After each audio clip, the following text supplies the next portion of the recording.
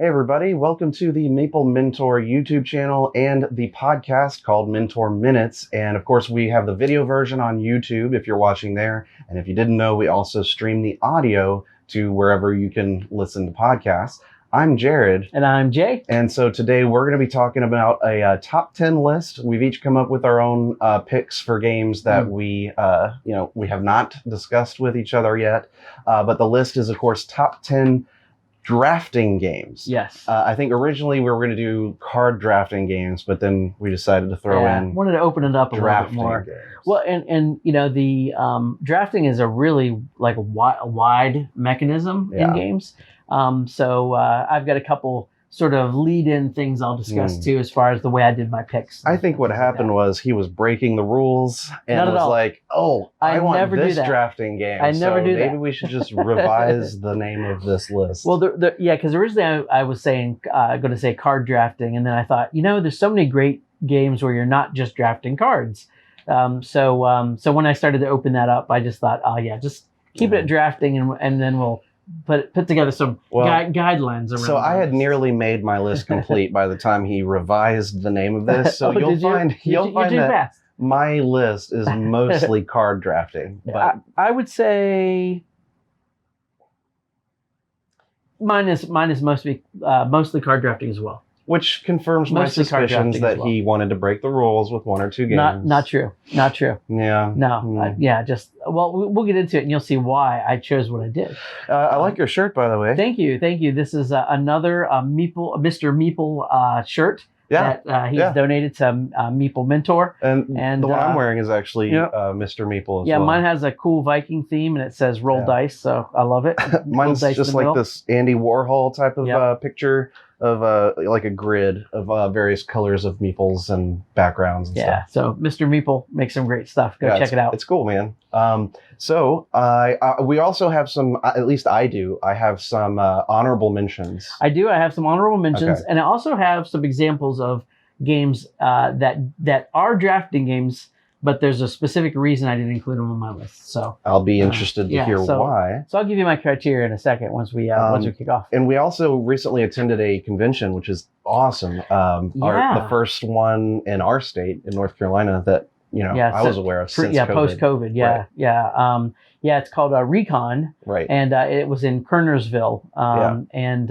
So shout out to everybody from Recon. Yeah, definitely. We had a blast. It was one of the best cons I've been to. Yeah. It's a RE3. I think RE3 Church. It's at a church. Was the host. Yeah, and they did just an amazing job. They had tons of sponsorship from publishers. They had raffles. They had play to wins. They had giveaways, and they had tons of open gaming and tables and a flea market open. Yeah, and a flea market. Which I sold probably 15 games. Yeah, I sold quite a lot too. And bought a few too.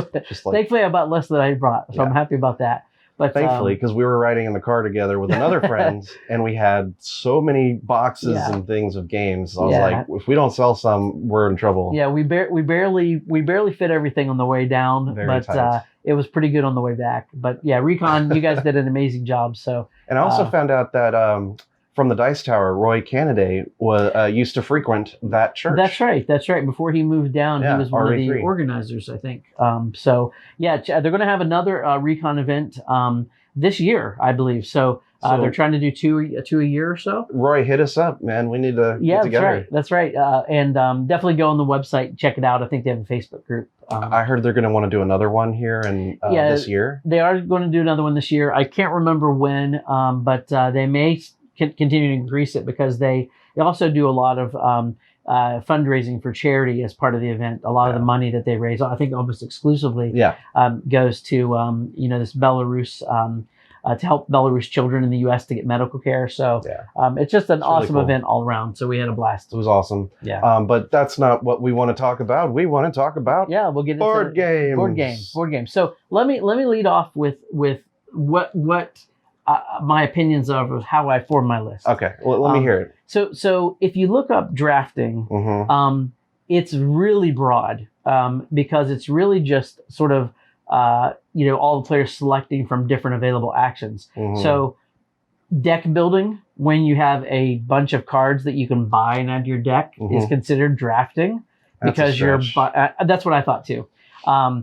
Even worker placement, because you have a limited pool of available actions and you're choosing them I don't as a know. group. Again, I excluded that from the list. So when I think of drafting, I think traditionally drafting is, with Take something, you have a hand pass. of cards, you take a card, you pass it to the player to your left. However, there are some games where you have a common pool of things that everyone takes turn picking from Mhm. until that sort of supply of things is exhausted, Mhm. and then you reset. Some games from that kind of drafting made my list Yeah. because the space of choice, that's probably not a bad way to say that, but the variety of choice Mhm. was such where it made sense to me. You could say something like, and here's no spoiler here, but games like Ticket to Ride. You're drafting from, like The display 5 of cards. ticket card, Yeah, or, but to me, train cards. it also, I wanted this list to be at least a primary mechanism of the game. Sure. So it may not be the only mechanism, but definitely a primary one. And to me, like Ticket to Ride, there's just not enough. There's not a big decision space. Mm-hmm. Same thing for something like Patchwork, where certainly you're drafting tiles, but you're limited to like only 3 tiles, that kind of thing. So those are some of the things that I feel are drafting games, but I excluded them because I wanted it to be, more traditional drafting, if that makes sense. Yep. Did you think similarly, or? I mean, certainly I started with card drafting. Yes. So games that had card drafting or are card drafters, I started with. Mm-hmm. And then I threw in some others that are, there's like a dice drafting one. And, yeah. But you'll see. I think for the most part, though, all of these, are not going to be exceptions. They're just going to be falling within the category of, there's card drafting in this. Yeah, same with me. Because there's lots of games where you start out like maybe drafting special abilities, but that's only at the beginning of the game, and it doesn't really play into the game itself. I'm thinking like Teotihuacan has drafting. So I didn't include that kind of anything like that either. So for 5 minutes. Yeah. So, all right. Well, so on to our number 10. Yeah, let's start with the number 10. Okay. Number 10. For number 10, so this pick is a extremely popular game, and it has drafting, although I believe there are rules that allow you not to draft, but I don't know of anyone that uses them. Terraforming Mars. Oh, yeah. Okay. Right? Because a huge part of that game, every round, is drafting the cards that you want, and then you got to buy those cards. I mean, like I said, some players, maybe for your first game, if you don't want to do that, you can just deal out the 4 cards that you might get, and then that's it. Buy which ones you want. But the real game, like everyone knows, Terraforming Mars, part of that is card drafting. And yes, engine building, but you need the cards to build an engine. So starts with card drafting. It's an excellent game. I didn't put it at 10 because it's not a great game. I just put it at 10 for this particular list. Because again, that's not the only thing you're doing, and it's not usually the game that you might think of as a card drafting game or drafting in general. So that's why it's so low, but it's still an amazing game that is worth talking about, playing, and definitely has drafting as an important game mechanism. Yeah, and this one, when I was just looking at different genres in BGG, this one definitely was near the top of a lot of those lists as well. I haven't played this one enough to have it in one of my favorite lists, but similar to you, I didn't pick, these aren't the games in order of my favorite. They're definitely personal preferences, but I tried to weigh them based on the drafting element. So so good pick. That's how the list has to be weighted. Yeah, good pick. What about you? What's your number 10? So my number 10 is a more recent but very popular game as well, and that is Isle of Cats. Okay. And Isle of Cats, drafting is a huge part of this game, actually in 2 ways. The first is you're drafting cards, and the cards will depict different actions that you have, different end game scoring, the amount of cats you can actually pick up. You need baskets, and you need extra fish. Fish, whether you can get treasures. I mean, just a bunch of things. It's typical. You have a hand of cards. You're picking. Is it 2 at a time? I always forget if it's 2 or is it 1 at a time. I think it's 2 at a time. Yeah, and then you're passing, and then you end up with a hand of cards, and then you have to pay for whatever cards you keep. So just like Terraforming Mars. Very much so. But it also has another type of drafting where you have these sort of two pools of tiles that are the cats in the game. And so on your polyominoes, these polyomino cats that have gorgeous artwork, fantastical artwork. And there's like various colors of cats, and you get extra points for making large collections and stuff.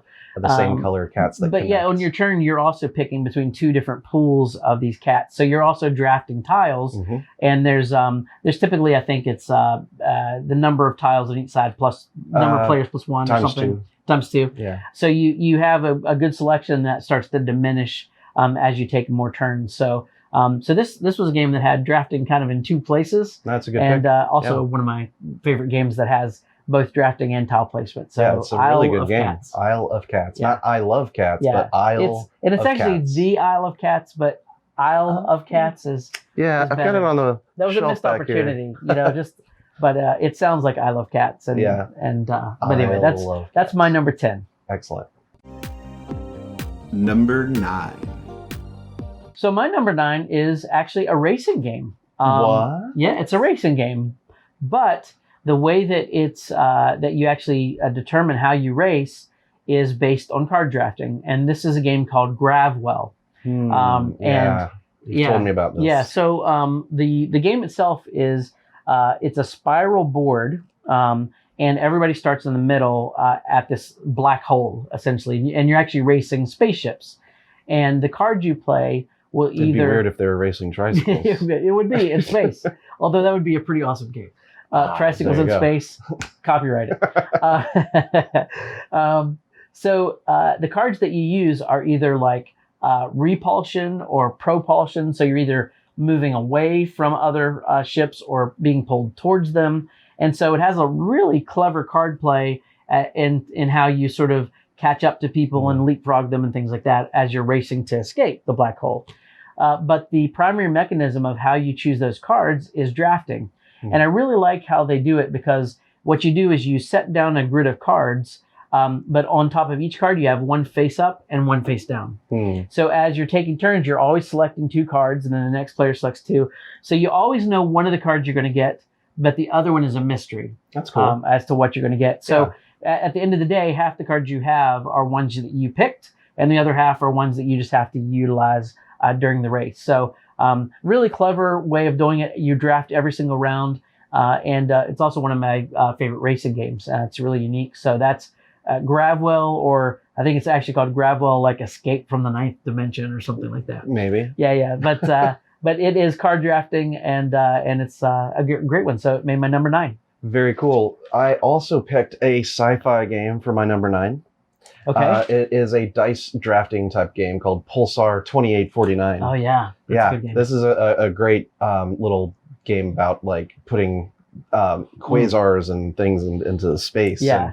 It's complex. It gets very complex. Yeah. This is a Vladimir Suchi? Yeah, maybe. I'm not sure. I think it's the same designer of Underwater Cities, but I think you're right. I think you are right. So, but yeah, a big part of this game is drafting these dice that get rolled, and depending on like which side of the path that they're on, they have different strength pulls, and it's like from the last dice that you've drawn, it just has different effects. Yeah, because when you roll them, like you have to group them in like different things, different categories. Yeah, and I guess how many you take is how many actions you get, or in that particular power or something. Yeah, it's very been a while for me, but it's been a while since I've played it. But I remember I really like this game. I don't own it, so again, I haven't played it in a while. But it's got some really good gameplay to it. It's got this awesome sci-fi theme. Yeah. And dice drafting. Yeah, it does. I haven't played this in a while, but every time I've played it, it's been really good. So that's my number 9. I like it. Number 8. My number 8 pick is a Stefan Feld game, and this is a very popular card drafting type of game with a big board involved. It's called Notre Dame. And you have a hand of cards, and you slowly draft out actions that you're doing. And you slowly pass these around where, like your card can be picked and other people's cards can be picked too. So you don't really, you only really contribute like the one towards it. And it allows you to kind of play off of what you think other people are trying to do this turn, and but the gameplay is all about putting like cubes and influence all different sections of the city in your, like everyone has their own district in Notre Dame, and then the center is the castle where you can place them as well, but you get like a special benefit if you're first or second. Majority, So very interesting game. It's kind of a neat little player interaction drafting Euro-y type of game. But yeah, I thought it just did some unique stuff with the way that you draft your actions. Yeah, I actually forgot about this one. It was one of my favorite Stefan Feld games for a while. When I had it, I really liked it a lot. And it was, and I think it is one of the first drafting games actually too. Is that right? Yeah, it's one of the first. I don't know if it's the first, but I mean, it's over 10, 15 years old now. Actually, maybe even older than that. I think they may have come out with the 20th anniversary. So he was definitely on the cutting edge of that mechanism. It's pretty cool. If you haven't tried it, Notre Dame, Stefan Feld always makes great games. Good game. And it's actually a pretty short game for a Stefan Feld game. It is. It's probably one of his shortest. Yes. Avoid the rats, though. That's all I'm going to say. Yeah. that can be a problem if you don't take care of it. Yep. My number 8 is a hugely popular game. And this one falls into the camp of not card drafting, but you're actually drafting different pieces that you place on a board from a common pool that gets diminished over time as turns progress, and that's Azul. Now you don't typically think of Azul as a drafting game, but it absolutely is, because when you set up the game, you have these different market tiles, and each market tile has 4 different types of tiles on them, and they're not necessarily different. Well, you're right. They have 4 tiles on them. They're random. that are randomly put there. For the one person who hasn't played Azul. Yeah, that's right. Yeah, the one person. That's probably true. Sorry. I don't mean to offend you. Who's watching this video? That's true. But when you select one of the markets, you basically will take all the tiles from that particular market, and then the others that are left over, if there are any, will kind of go into the center to form a common pool. So, you take one of a certain color. Yeah, you type. take all. What did I say? Actually, you said you just take all the tiles. Yeah, so you take all the tiles of the same type. There it is. Or color, and then the ones that are left over go into the center in the common pool. That's more accurate. Thank you. And then this player after you now has a more limited selection of tiles, but they still have, I think, for a 4-player game, you've got like 9 different markets of tiles. But then they have the choice of either taking one of those markets, the tiles that match on that market, or taking from the center, and they get a little penalty if they're the first to take from the center. So it's a really cool drafting game where you do have lots of options, but you're all pulling from the same selection of tiles. And so it made my list because it is a mechanism that I really like, and to me this game just had to be on my list. So that's Azul, my number 7. Awesome. I completely forgot about this as a drafting game. Yeah, you could never think of it as drafting. You think of it as like tile placement or pattern building or something. But I could totally see that. Yeah, that's a good pick. Yeah, and of course all the Azuls. I mean, my favorite is actually Stained Glass, the second one, but all the Azuls have that same mechanism. Yeah, the second one's my favorite as well. Yeah. Number 7. So my number 7 is definitely a card drafting game, and this is from Richard Garfield of Magic the Gathering fame and many great games.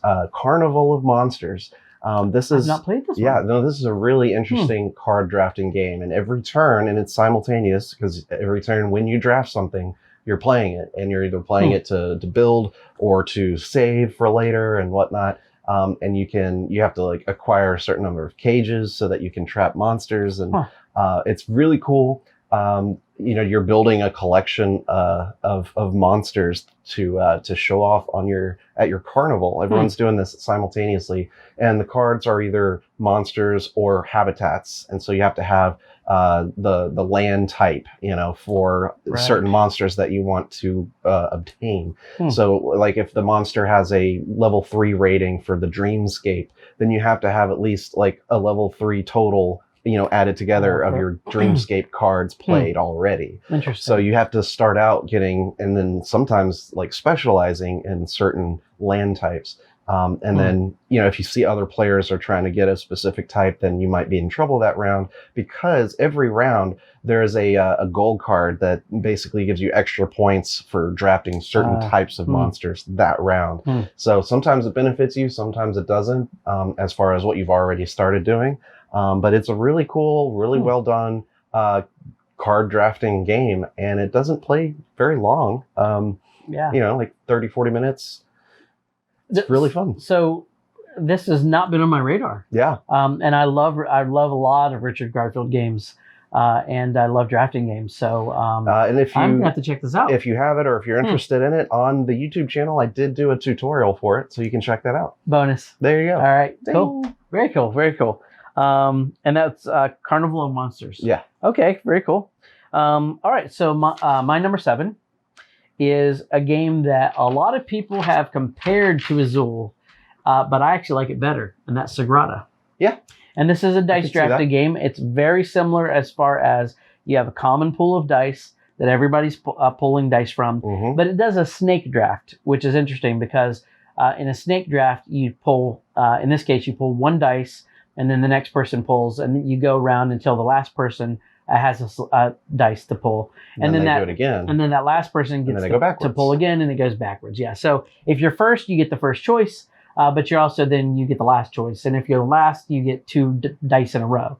And the game is played. It's a beautiful aesthetic about building stained glass windows, but what you're really doing is you're matching dice to a board that you have that's a grid that has different patterns, and trying to make combinations and match sequences based on some cards, and you can manipulate your dice in certain ways and things like that. So Sagrada is a very thinky game. It starts out feeling really simple and really easy, and by the end of the game, it's like a nightmare. Yeah, then you're more limited in what you can take, but in a really good way. I mean, it ramps up slowly, but it gets real crunchy at the end. And I like it better than Azul. So that's why it made my number 7. Sagrada. That's a great drafting game and just a great game. Yeah. That's a good pick. Number 6. My number 6 is an area control game. And if you're going to give me any grief, this may be the one you give me grief on. We'll see. Can't wait. It's El Grande. And the reason I chose El Grande is because in the game, it's very key that every round there are different actions that are laid out. And the players can then choose those actions, and then those actions are used on those players' turns. So you're drafting the cards, but you're also spending these meeples called caballeros based on the card you get. So if you want a really good card, you may have to spend more caballeros to get that. And then, of course, you're limited in the amount of caballeros or meeples you have left to do other things. So because it's that drafting of those cards is so sort of integral to the gameplay, where the gameplay is mostly area control and putting your guys out in different places, I included it because for one, I just think it's a fantastic game. It may be the best area control game ever made, in my opinion. And I still haven't played it. You got to play this game. At 5 players, it's a perfect game at 5 players, and that's where it gets dinged a little, because if you try to play like at 3, it's not a great experience. So this is one that it made my list just slightly, because it did give you a lot of choice in that card drafting, and it was similar to sort of some of the common pool type drafting that I talked about before. I wonder how many people, like, the first time they play a game, they don't realize what the best player count is, and so they're playing at suboptimal play, and then they pass up, and then they never want to play it again. Yeah, and I that's think kind of unfortunate. Yeah, and I think that's part of the fact that this was a game that was designed years and years ago. So it isn't as scalable as a lot of new modern games would be. Yeah. But still, man, it's 5 players. This game is amazing. El Grande. If we can get a few more people, we'll do it. That's you should have brought it to the con. I probably should have. Why didn't you bring it? Yeah, I didn't think about bringing it. I have the big box, so probably because it would have taken too much space. Yeah, he already brought giant Takenoko, my scythe game, legendary scythe, all decked out too. So, all right. El Grande, my number 6. Cool. My number 6 is a classic card game, drafting game that people often think about, and it's good. But I have some other picks that I feel are better. Hence, 6 is Sushi Go. Yeah. Sushi Go is a lightweight, family weight, whatever drafting game, and that's all you do. You have your 7 cards at the start of the round, and you draft one at a time, slowly trying to get up points by making sets of different types of sushi and tempura and all that. Yeah. And once the drafting's done, then you move on to another round, and I think you do it like 3 times. 3 times. Game's over. Yep. So it's very fast, like 20 minutes maybe. You can play multiple rounds and have tournaments and stuff, and it really all it is card drafting. So I recommend it if you're trying to introduce the concept of card drafting to someone, because that's all this is. It's just the purest form of it. Purest form of any game I know. You're just collecting cards for the purposes of set bonuses and points. And once you get that idea, you got it. That's it. And now you can apply that mechanism to other games like we're talking about that have it as part of the game. Right. But since Sushi Go is such a staple and it's still a great game, I'm putting it on my list, but it's not super high. It didn't make the top 5. Yeah, and it didn't actually make my list only because I like my 10 better. But undeniably, it's a great game, and it's one of the ones. Kidding. It's actually one of the ones that I use as a gateway game. An intro game for a lot of people too. Oh yeah, this is totally a gateway game. Yeah, it's super easy to teach, and you can carry it in your pocket. It's great.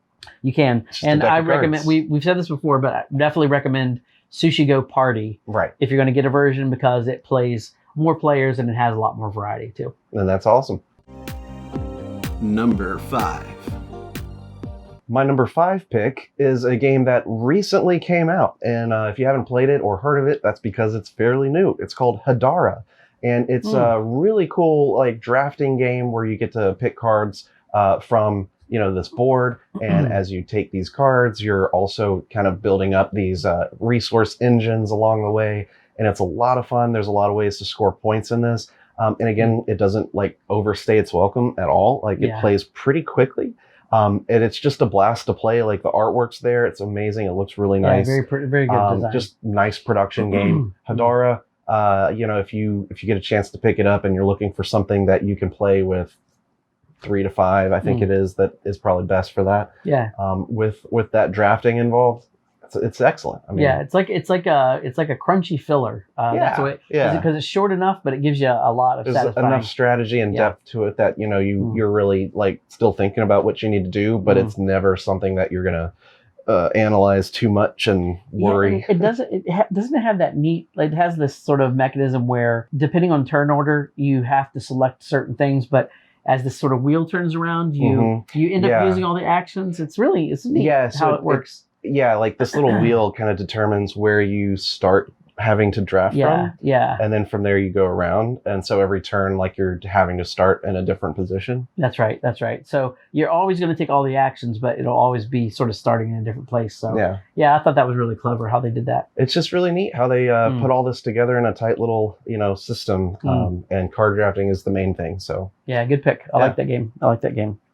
My number 5 is a Richard Garfield game. Hey, number 2 on the list. This is Bunny Kingdom. There you go. And I love Bunny Kingdom for a few reasons. He likes bunnies. I love bunnies. And he loves and I love kingdoms. Yes. I knew you were going to go there. So let me compose myself. So there's traditional card drafting with actual cards, right? There are cards. But what I love about this game is you're drafting 2 cards.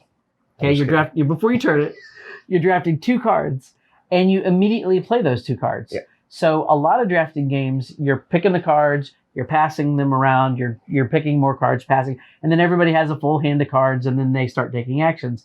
In this game, as soon as you draft, you take the actions. Just like Carnival of Monsters. Same way. Oh, that's cool. And it's cool. Richard Garfield's game. Yeah, which I was going to say.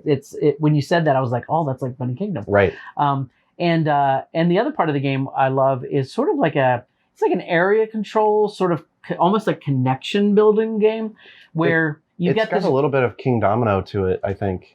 Where you've got to get little bonus icons in there and connect large areas. Types of land. That's right. That's right. So you have this grid, which is represents the kingdom, and most of the cards in the deck are actually grid numbers like A 8. Bingo. And that's where you put, a bunny, for example. But then there's other things that let you increase resources or get in-game scoring points, similar to Isle of Cats, stuff like that. Mhm. But really, really cool game. And it has awesome drafting from, Richie Garfield, who's a great game designer. So that's what made my number 5, Bunny Kingdom. Bunny Kingdom, number 5. Number 4. My number 4 is a very popular game about fighting each other, area control, and has a great Viking theme. It's one of my favorite games too, and it's Blood Rage. Blood Rage. I knew it. And Blood Rage. I don't think of this as a drafting game when I just think of it. I just think of it as, this is a cool, Viking area control game. Mm-hmm. But the drafting that you do each round is so vital to how well you do in this game. I mean, it's a good 30% of the game. It is. Drafting So it's absolutely a drafting game because you're not only drafting special abilities, but you're drafting, the ability to buy monsters, battle cards that help you win battles and upgrades, obviously get glory, all sorts of good stuff, all kinds of things. So almost everything that you're drafting either boosts one of your primary actions or gives you special actions that are exclusive to you and no one else. And so it's just a really cool part of the game where, you're typically moving your people in, to the board, your leaders, etc. And then you're doing combat and you're trying to win glory and move up on stats and things like that. But the drafting, I think over 3 rounds, I think it is. 3 ages. Yeah, is neat. And what I love about this game too is that you're not drafting the same cards every round. No. So you actually have 3 different decks. They get better. And they get better and better and better. And at the 3rd round, when you're drafting cards, like you want to keep every single card. Every single card is awesome. It's so painful to pass that. And it's also deck. a game where every card's breaks the game in some way. Yeah. It's just a really, really, it's an awesome game. And a lot of people already know that. It's an Eric Lang command Eric game. Lang, that's right. Eric Lang designed it. I was almost Rising Sun almost made my list, but it was not quite as tile much drafting and it was limited selection, so that's why it didn't. But this one is definitely card drafting, and so it made my number 4, Blood Rage. It's an excellent game, and another one that I've put on the YouTube channel and I've done a tutorial for. A recent one too. Very recently. Yes. Check it out. You can check it out. My number 4 is a game about bunnies and I think it's Kingdoms? called Rabbit Castle. Rabbit Fiefdom. Rabbit Fiefdom. No, it's Bunny Kingdom. Oh, cool. It's Very great. Cool. It's really good when it comes to card drafting because of everything that Jay just said. It's got great table presence. The artwork's nice. The only thing I would say is if you got the 1st edition, which has a really small board, you need to get the other edition. And don't worry, if you've already got the 1st edition, you can just contact the company. They will send you the bigger board. It's like $5 for shipping or just something. to ship. Yeah. So it's totally worth that because again, there's so many spaces on the grid. You need to be able to see everything. Yeah. And those bunnies can be really small, but it's fun. And if I'm looking for a card drafting game that has a little more meat to it, but also satisfying with how it plays, I think Bunny Kingdom's a great choice. Yeah. So I put that up on my number 4. So you like this one better than Carnival Monsters, huh? Is it more complex? Whereas Carnival Monsters sounds more like it's just drafting. I don't know. It's really tough. It's hard to say because 4 and 5, Yeah. I'm definitely gonna have to try it. Definitely gonna have to try that. Number 3. My number 3. So I think at this point we're going to have a lot of repeats. Yeah, and so he's already mentioned this one. This is also a drafting game where most of what you're doing is taking cards and then using them for fun actions to conquer and pillage and Blood Rage. Blood Rage! It's higher on your list. Yeah, Wow. it's pretty high on the list. Yeah. It's a great game, and yes, it is a card drafting game. It's also an Ameritrash game, for what it's worth. You put a lot of minis on the board, a lot of dudes on the map. You gain, different stats for doing various things and pillaging certain places. And, you get victory or not victory, valor or glory. I think, yeah. Glory points. That's what you get. It's just great. It's got great table presence as well. People always, if they've never seen it, they'll come by and be like, wow, that looks really interesting. What's that? Yeah. It's a great Viking game. It's a great card drafting game. And once you play it, you want to immediately play it again because now you've seen like all the cards. Yeah, especially your first time because Right. Yeah, you get schooled your first time playing this one typically because you just don't know what cards are going to come out. Right. And that's actually my my kind of grief with the game is that it's not as good for new players. Yeah, true. Because you have to really know what cards are available. Yeah, absolutely. But it's great. And Eric Lang did a great job making Blood Rage. Yeah, so get to that second play, and I think you're going to absolutely love this game. Good pick, of course. My number 3 is a Stefan Feld game. Hey, is it not the same? It's not Notre Dame. Because you forgot about it. No. Well, even if it was, Notre Dame wouldn't have made it on this one. But this game does, and that's Carpe Diem. Okay. And this is actually tile drafting. And Carpe Diem is a very interesting game. It's actually a little hard to describe, but You seize the day. You seize the day. That's all you gotta do. This is more about seizing the tile. So you each have a villa, and the tiles that you're drafting are used to make buildings and ponds and gardens and things in your personal villa. But the way you're drafting those is you have these tiles that are all sitting in like a circular pattern, and then you have to either, depending on the version of the game you have, either there's a star pattern in the circle where you have to follow the lines and then take a tile where you land, or you take the tile either from the left or the right when you move your meeple. And each of the spaces has 4 different tiles. So there's a lot of strategy to how you set your pawn up to take the tile and then put you in a position to get the next tile that you want. So you're always thinking a couple steps ahead. But there's also this common pool of tiles that everybody's drafting from, and then when it diminishes the next round, you refill that pool of tiles.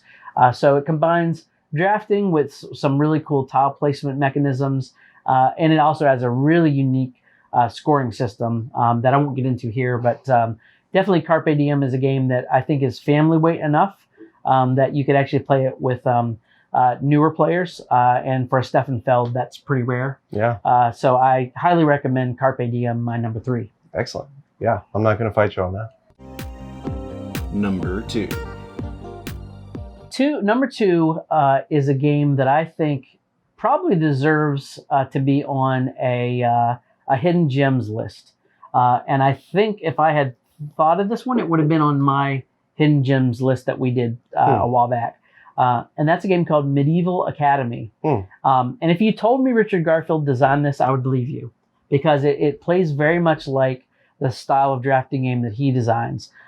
It's very traditional. You take a card, pass it around, take a card, pass it around. You start with 5 cards. You end up with 5 cards in your hand, but you're only going to ever play 4 of them. And the object of the game is it has this setting where you're all sort of in the medieval times and you're a knight, going on quests and things. And the way you do that is you're really you have like 6 different tiles on the board that have these different tracks. And so when you play a card, the card's going to match one of those 6 tiles, and it's going to have a number between 1 and 6 or 1 and 5, I believe. So if you, for example, play the dragon card and it has a 4, you're going to move one of your tokens 4 spaces on the dragon tile. And then depending on the stage of the game, you're going to earn points for how high you are above other people on those different tracks. There are other tracks where you're just trying to be not last, because if you're last, you'll get a penalty. And there's other tracks that will, if you're the highest, you'll get an extra action at the end of the game or at the end of the round. So it's just a really cool game. It's actually by Yellow, but most Yellow games are really nice production. This is not a great production game. The cards are a little thin. I actually sleeved That's disappointing. I sleeved these, Jared. Wow. I actually sleeved these cards. But it's a really cool game, really unique. Medieval Academy, my number 2. So that's a pretty high praise for this for me. And this has been a hit every single time I've ever played this with somebody. So highly recommended, number 2. Cool. We'll have to try that.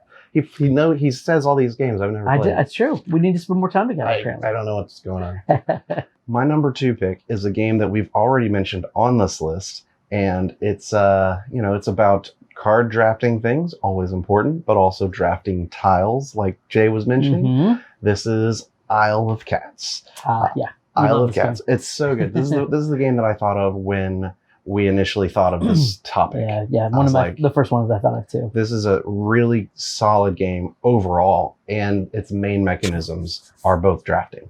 And lastly, I guess, or thirdly, it would be placing those tiles. Yeah. You know, so it really fits both fans of drafting and fans of the polyominoes and placing tiles like that on your board, kind of like a Feast for Odin or something like that.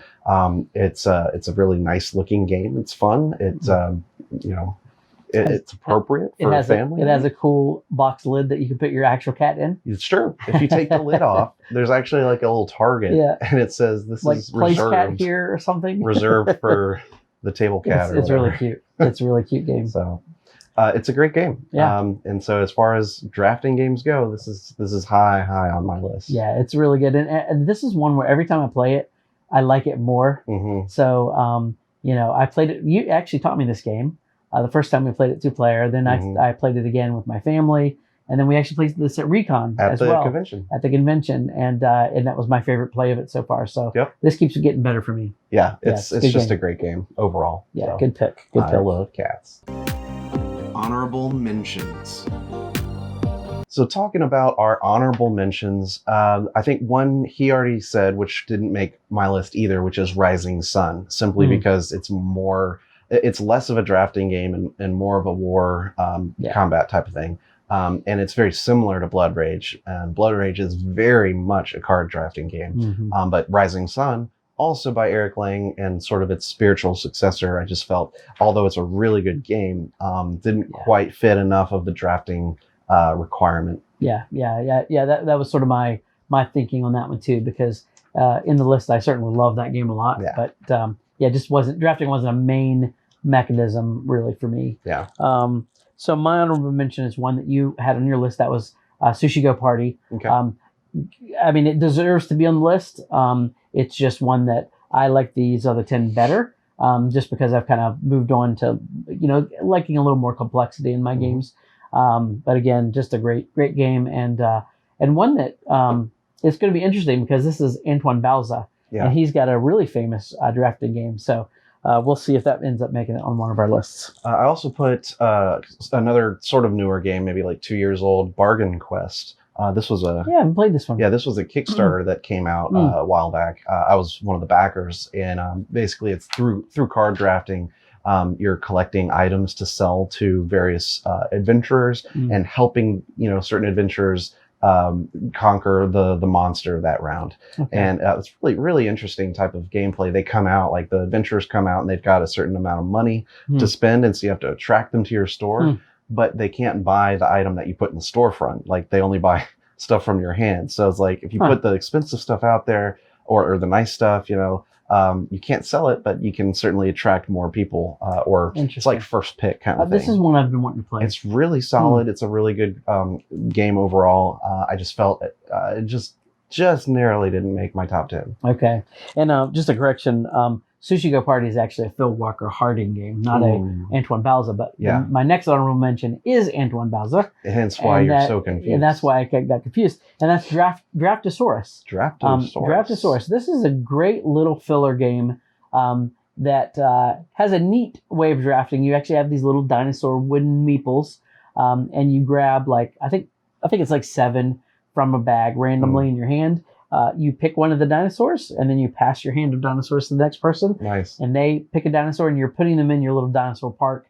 And at the end of the game, you're trying to score for majorities and sets and things like that. So really cute little game. So passing around just handfuls of meeples. Just a handful of meeples that you're passing. So they could have just easily been cards. They could have easily been cards, but then you get actually put your little dinosaurs in the little park and little pens and stuff. And so it has a really cute theme, and Jay is so cute. It's thank you, I appreciate that. But it has just a fun little mechanism. Reminds you a little bit of the time frame of like a Sushi Go, but definitely I think even shorter than that. This one you can play in like 15 minutes. So Draftosaurus was my second honorable mention. So another game for me that just barely didn't make it, and mostly not because it's not a great game. It's an amazing game. It's because, again, the drafting is less important than what you're really doing in the game, and that's Mechs versus Minions.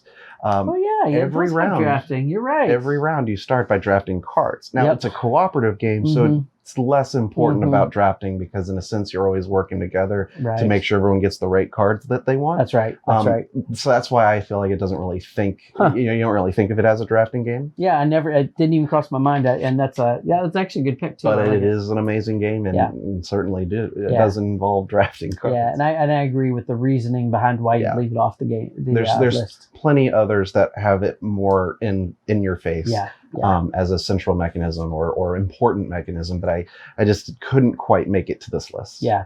But it's a that makes great sense. game if you can get it. Yeah, I've been wanting to play this one again for a long time. I gotta get this one out. So we're on to our number ones. On to the number ones now. Okay. Number 1.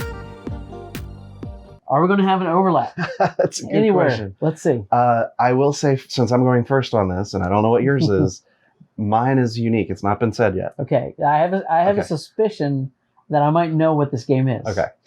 This is a game that I introduced to you fairly recently. Okay, so it's not the one I was thinking. Okay, so this is a really nice, beautiful looking card game. It had a Kickstarter. It's called It's a Wonderful World. Yes, yeah. When I was looking, I thought this might make your list, and I forgot about it. It's a Wonderful World is very cool. It's just very little in terms of like setup. There's just like two pieces that make a center board that helps you know which order that certain resources acquire. But essentially, you're drafting 4 rounds of 7 cards at a time. Pick one, draft. And then from those, you can pick any of those that you want to attempt to build or discard them for their single cube color that they offer. And eventually, you're trying to get as many cards built as possible by placing the right combination of color cubes on them to make them a production card. Yeah. Once it becomes production for you, then again, like this happens every round after all these cards are played. Every resource can produce depending on what production you have in your starting and your completed production cards. The trick is that each color produces in a certain order, so it's possible to get like all the grays first, and then those help you complete another card, which then gets added to your production immediately, and then that one might add green production, and so then when you go to green next, it then will produce for you. So there's some timing involved. There's some strategy on which cards are worth like keeping and trying to actually complete, and which ones are only useful just for their one-time cube to help get something quickly built. And since there's only 4 rounds, getting a lot of cards built fast is really tricky, and it takes a lot of good tactical planning. And I was horrible at this game. yeah, he Just wasn't very horrible. good. Well, because it has engine building too, and depending on the type of engine building game, I'm just not very good at Yeah. engine building games. It's a really cool, really well designed game. Yeah, it's very solid. And I think it rewards multiple plays as well, because you start to understand what's coming up, what's available, how to best build things. But that timing mechanism was one of the things that was hard for me to click with originally, Right. because they do produce those resources in a specific order, and so you have to really plan out your cards based on that order to maximize your engine. And yeah, it was just a little, I little too killed him. much. You killed me. I had like Killed 20. him. You had like 100 points. I had like 20 or something like that. It was awesome. It was pretty embarrassing. It was fun. But I am glad I got to try it. And it is a cool game. Very well designed So game. that's my number 1 card drafting game. It's Yeah, just, wow. It's awesome. Yeah, I'm surprised that made you number 1, but I did think when I was looking at these last night that this would be on your list. Yeah. So totally. yeah, and I think they have a new version of this on Kickstarter. Or Yeah, I think it's a Wonderful Kingdom. Yeah, different theme. Different theme, but same So- type of gameplay. Yeah, as far as I I'm not really know, sure. it is. I but- haven't really looked too much into it, but I know it's like kind of a sequel. Yeah. I heard good things about it. My number 1 is surprisingly, and we should probably say this, surprisingly, the game that is on a lot of people, I would think, list if we did a poll would be 7 Wonders, Yeah. because it's such a Yeah. it's one of the most popular drafting games. I don't really love Seven Wonders. It's actually He's been very vocal. it was about on that. our list that we made of games that we think are great, but not for us, And yet it makes your number 1 on the next list. But it's not my number 1 on this list. I just wanted to say I didn't even put it on my my honorable mentions, So because why I are we thought it talking might be about on your list. So I just was surprised that it didn't make our list. All right. But for me, my number 1 is one that you actually already mentioned. It's the 3rd game on these lists by Richard Garfield. I think you did mention this. Did I? Or maybe you didn't mention it. Maybe I thought it was going to be. It's Treasure Hunter. Nope. Was it not on your list? It's not on my list. Okay, so it's the third game for Richard Garfield on this list. Yeah, collectively. Called Treasure Hunter, and it is it's my go-to game for drafting when I introduce this game or this mechanism to people who have maybe played some games, but they haven't played anything beyond maybe gateway games, because it's very simple to teach. You have a deck of cards, and each of your cards represents different adventurers, and what you're trying to do is you're trying to go out on these quests, and the quests represent these three different sections of the board. So it's like a winter scene, a jungle scene, and like a dungeon scene. And in each of these quests, you're going to win a treasure if you have the majority of strength in that particular quest, or the minority of strength. So sometimes you want to have the lowest. So you may have like one adventurer that matches the dungeon area of the board, and he's got a strength of 1. And because the treasure that's on the lowest end, having the minimum, is like a 19-point treasure, and the maximum is like an old boot that's like negative points, you want to get a low scoring hand in that particular area. So it's got typical card drafting. Take a card, pass it to the left. Take a card, pass it, and then the next round you pass to the right. So very simple, but then you get a chance to play your cards on each of these different areas of the board, and then you get actually also have the ability at the very end of the quests. You get attacked by these like goblins or trolls that come get you. So you need to save some of your cards out to fight them as well. So it's just got a cool theme. It's very simple drafting, but it lets you do a lot of neat things with these cards in different ways. And so Treasure Hunter is my number one. And this game is also one that I see on sale a lot. So and it plays up to 6. Wow. So if you want a cool drafting game that's usually cheap and plays a high player count, Treasure Hunter is one I would recommend. Nice. No, that's awesome. So yeah, there we go. Have you played this one? I have not. You got to play this, Medieval Cat. There's so many on this list. I got to introduce you to. We got to go through all of your lists. We're gonna have a drafting day and just friggin' play everything I haven't played before. So this was a fun list. I really enjoyed putting this one together. Yeah, this was cool. And I think this is just a great mechanism, and probably next to worker placement, maybe my second favorite mechanism in board games. Yeah, that's where I am at least today. I feel like it might be because I have so many games that until the next list. Until the next list, then I'm going to completely change my idea. Yeah, because that's fun. That's fun to do. It is. So yeah. That was awesome. Thanks for coming up with a fun little topic for us to discuss of our top 10 picks. Yeah, and don't forget to check out the Gateway Network. Yeah. We're a member of the Gateway Network, and there's a lot of awesome content creators that are part of the network. So definitely check them out and check out their stuff. Cool. Well, thanks for listening to our podcast today, and for sticking around, and make sure you check out some more of our YouTube stuff. If you haven't checked out any of the video content, we've got a lot of tutorials on the channel. We've got a couple board gaming lore videos, which are always fun, like what's the backstory behind Feudum or Anachrony, Everdell. It's there. Check out the video and see what's up with that.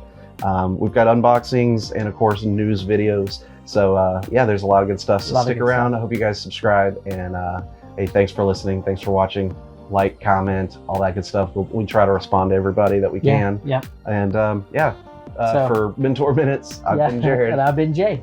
See you guys next time. Catch you next time.